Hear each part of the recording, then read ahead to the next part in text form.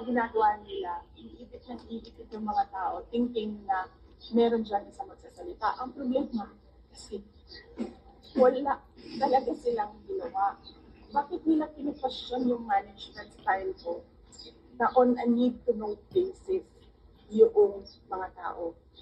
Kung ang chief of staff, pakiramdam ko, hindi niya kailangan malaman ang isang bagay, bakit ko isasabihin sa chief of staff? Kung ang asset, hindi niya kailangan malaman ang isang bagay, bakit ko naman siya sabihin doon? Bakit nila pinapasyon yung management style ko? Kasi sabihin nila nagsisinungaling yung tao. Hindi naman nila ako kilala.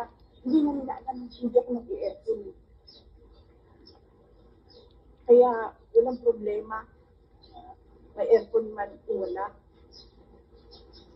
Naniniwala po ba kayong hostage taking ang ginawa nila kay Yusek Lopez? Ma'am,